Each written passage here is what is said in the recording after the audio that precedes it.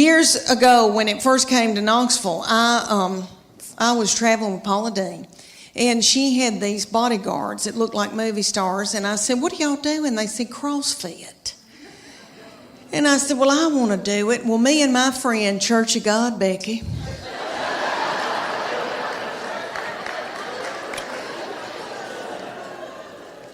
Church of God, Becky and I joined the CrossFit in Knoxville. The CrossFit was run at the time by these little children. They were in their early 20s, and they were beautiful, and they looked like movie stars, and their little fannies looked like baseballs. And I wanted my fanny to look like a baseball. So I made Church of God Becky join, and she'll do whatever I say. So anyway, and I call her Church of God Becky because she was raised Church of God, so sweet, sheltered. Like I have to explain things to her. Things like camel toe.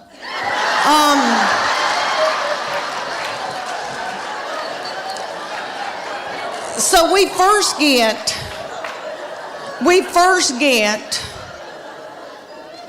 to the CrossFit. And if y'all don't know what CrossFit is, it's military moves like push-ups, pull-ups, burpees. I hate a burpee. Okay, all these things, they would put like a tractor tire in the parking lot, and they'd set little Becky in it, and I would pull Becky across the parking lot as she was holding her purse.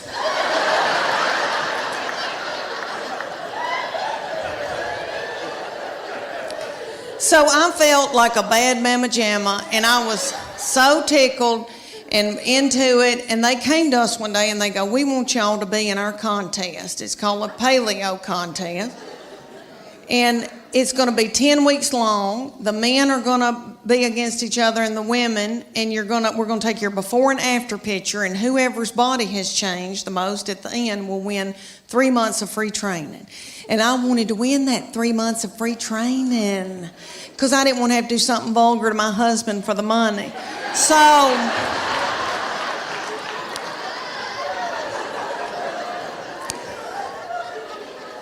we're going along, and one day they just pop up and go, okay, it's picture day.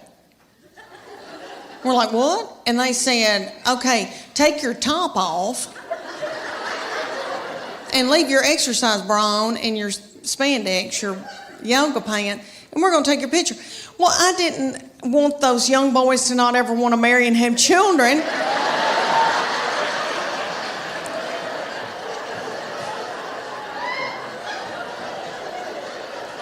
So I said, Becky and I are going to the back, and I needed to biz my bra so bad. It had no support to it, and it was a gray looking, it was white, but I needed to biz it overnight. I did not know. Anyway, we go back to the office, and I'm going to take Becky's picture, and she's going to take mine. And Becky went. And I said, what are you doing, Becky?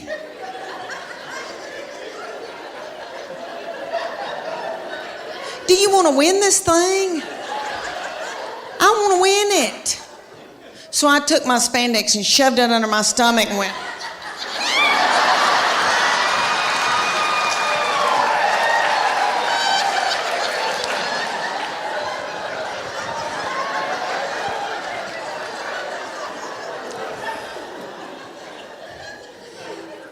That picture is on the internet. All my children are yummy, and I'm in love with them, and I love my girls, and I know that when I'm in the nursing home, they'll be the ones to come and pluck my chin hairs. Because he is now since married and gone off with his wife and her people. And that's what boys do. They cling to their wife. That's biblical. He said to me, Mom, she is now my immediate family. You are my extended. That's what he said to me right before they got married. And he said, Mom, that's biblical. I'm supposed to cling to my wife. And I thought, why did I show him the Bible? Well, he has always been spiritually mature. We call him our little Billy Graham.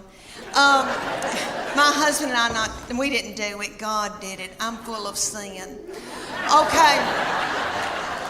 I've been washed in the blood, but I've been a horrible, horrible person. Not too bad, but okay. So this baby has been just like an old man all of his life. Let me give you an example. He had a little girlfriend in high school, and he would go over to her house and they'd watch movies. And he came home one night and he used to tell me everything. And I said, "What y'all been doing?" He said, "Well, we've been watching television and kissing on the couch." And I said, "Okay, baby, okay. That's all right. That's normal." But I said, before you know it, you've got your hand on somebody's leg, your arm around, and things can get out of control. And I just say, slow it down. He looked at me like I was crazy. And he said, "Mom, I've prayed about this. Nothing like that's going to happen." And I know he meant that. And all I could think of to myself was some of the nastiest things I ever did.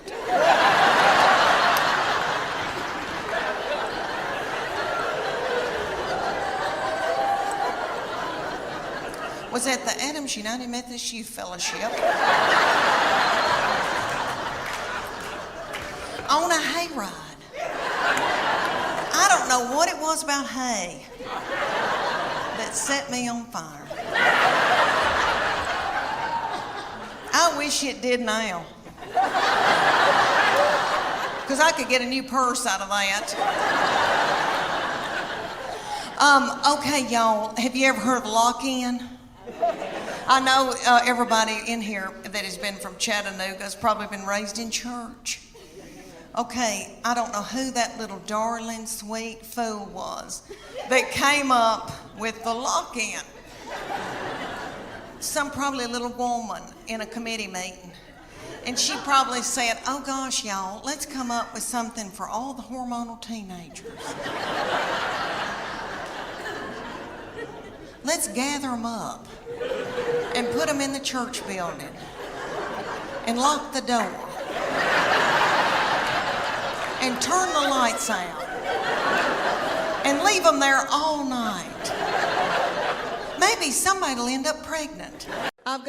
And we were going to learn the cha-cha to Earth, Wind, and Fire, and I was going to kill it. Well, one night, he kind of flung me hard, and I thought, oh, something popped. And something doesn't feel right. The next morning I woke up, and there was this big bulging thing about right here.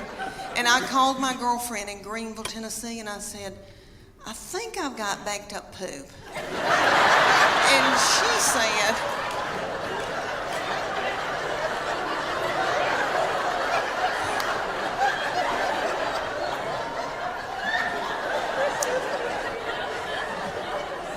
because I have trouble with that. But she said, "I don't think poop goes up that far." And so she looked on her iPad on WebMD, but she sent me this picture of this man looked like an alien coming out of him. She said, "Is that it?" And I go, "That's it." She goes, "You've got a hernia." So I went to my doctor, and they said, "We can't push this thing back in." And so the thing was in 5 days with the Children's Hospital, and I didn't want to let them down. And I thought, Lord, what are we going to do? And my girls stepped in and learned a dance in 4 days. Bless their hearts, and they're practically nude. And they had to wear all that too. And I came out in a wheelchair to Proud Mary Keep On Turning. Thank you. And it all turned out good. The girls did that dance. You've seen that video from a long time, from the 60s with Tina Turner, and they were doing that dance. It looked like car wash, something going through. Y'all seen that? And you know that Ike probably whipped her in a cocaine rage before she hit that video. So I thought, if she can do it, I can do it.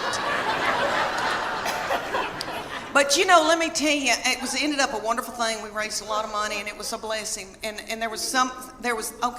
this blessing came out of it. Let me tell you, my husband found out about the cuddling program, and he is a baby cuddler. He cuddles drug-dependent babies every Wednesday night in Children's Hospital. Thank you. Thank you. That is so sweet. He didn't help me with mine.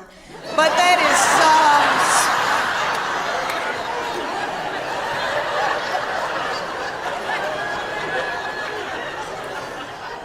It's because he was out making a living.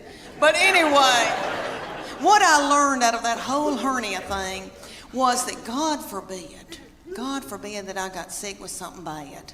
Because I truly believe that my husband and my children would let me die. That's what I learned out of that. I laid up in the bed for 3 days and nobody checked on me. I remember hobbling over to the stairs and yelling down, "Are we gonna eat anything?"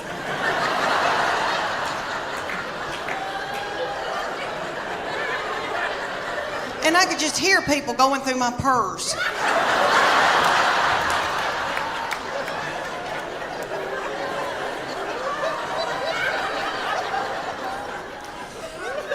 I'm hot flashing right now. Hot flashing right now. You are too, you angel. Do you have sweat going down your crack? You do? Yeah. This doll does not need to worry about me showing you my Spanx. Okay? Because you would, oh thanks, he went. Because you would vomit. My darling. Because I'm 52 and I've lost my balloon. And life has kicked me in the teeth. And I eat sugar. And white flour. To push down my emotions. To keep from getting hooked on whiskey. Thank y'all so much for coming out tonight. Thank you. I've always loved Chattanooga because my best friend lives here, but also now I have something very special. My 22-year-old baby lives here now in Chattanooga. And she works for Make-A-Wish, East Tennessee. And you may have seen the video that Trish was talking about that's got over 15 million views, and I talk about her being mean. It's just to me. She's just mean to me, not other people. She holds it in so she can spew it out onto me. But she knows she's very sweet and very precious, and she's been backstage with me. But no, I'm not going to show you my Spanx, and you better be thankful I don't have on my Soma panties tonight. But my Spanx is like folding down over my stomach as we speak. Okay, y'all, all right. Let me tell you about my family. I have my husband. We live in Knoxville, Tennessee. I have my husband. Thank you. I have my husband and my 3 grown children. I have a 25-year-old boy that's married to a darling little girl. And then I have my 22-year-old daughter and then my 20-year-old daughter, and she's still in Knoxville with us. And so these children grew up and left me with their daddy. And he is so not fun. And so he doesn't chat. And so I'm just at home talking to myself. And we've got 2 beagles.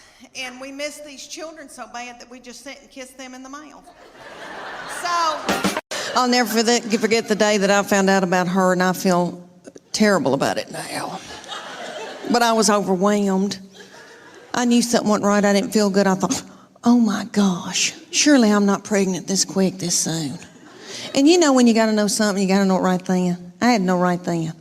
I grabbed up my 2 babies and diaper bag and all that stuff you take with you everywhere you go, and I went to the Walmart in the foothills of the Appalachian Mountains.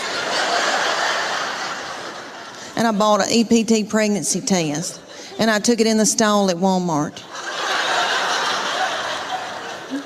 And I tinkled on it. And my 3-year-old boy looked at me, he said, "What, is it positive?"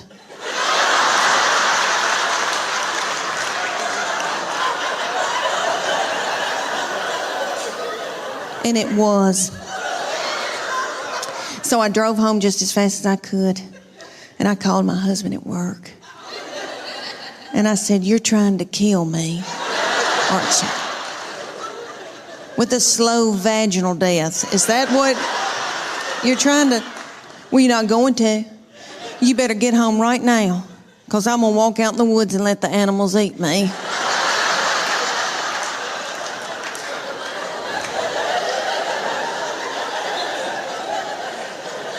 But let me explain to y'all why I was so torn up. I had a 13-month-old baby girl in diapers and a 3-year-old little boy in Superman panties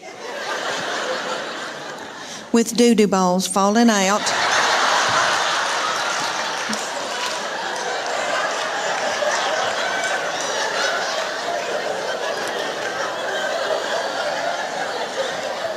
At the grocery store. I thought, oh my Lord, did anybody see that? I don't have anything in my purse to pick it up with. Is some little child gonna think it's a milk dud?